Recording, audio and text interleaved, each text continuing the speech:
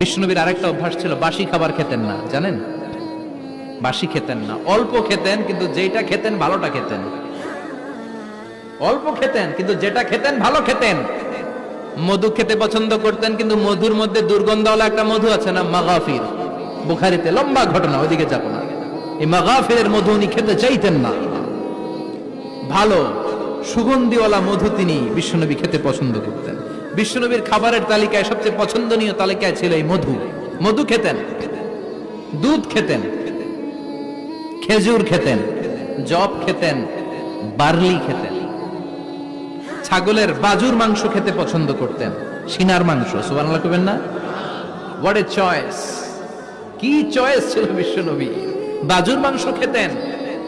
বিশ্বনবী লাউ খেতে পছন্দ করতেন, লাউ। রুম্মান ফল খেতে পছন্দ করতেন, রুম্মান মানে ডালিম। রুম্মান মানে কি? ডালিম খেতে পছন্দ করতেন। মাশরুম খেতে পছন্দ করতেন। সুবহানাল্লাহ পড়েন। মাশরুমের স্যুপ পাওয়া যায় না রেস্টুরেন্টে? বিশ্বনবী বলতেন, আল কামআতু মিনাল মান্নি ওয়া মাউহা শিফাউন লিল আইন।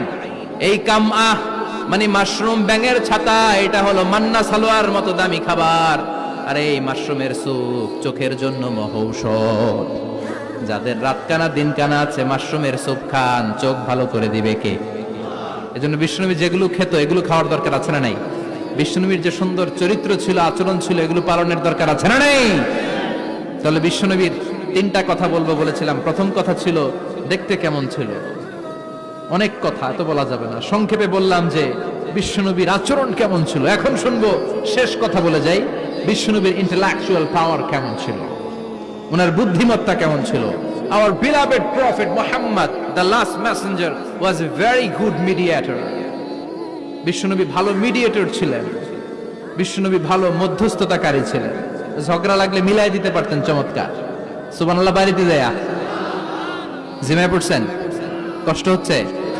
আর কয়েক মিনিট পড়বো, একটা তাকবীর দেন, লিল্লাহি তাকবীর। He was a very good mediator.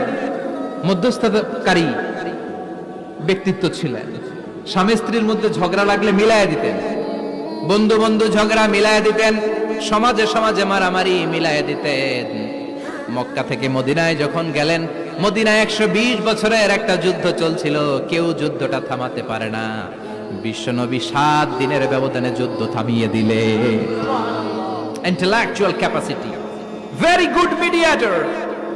এজন্য বিশ্বনবীর উম্মত যারা, তাদের অভ্যাস হবে ঝগড়া লাগায় দেওয়া যাবে না, মিলায় দিতে হবে। ঠিক কিনা? আমরা যদি ঝগড়া দেখি দূর থেকে আরো লাগায় দিতে চাই, আছে না নাই? কোম্পানিগঞ্জ বাজারে ঝগড়া, কয় লাগুক, আরো লাগুক, ধরবি না, থামাবি না। দূর থেকে মজা দেখি, মজাই লাগে, এরকম ডাকাইত আছে না নাই? আগুন লাগলে পানি দিয়ে নেবায়, অনেকে তেল ঢালে, আছে না নাই? কি করবেন? মিলিয়ে দিবেন। আপনার মর্যাদা বাড়িয়ে দিবে কে?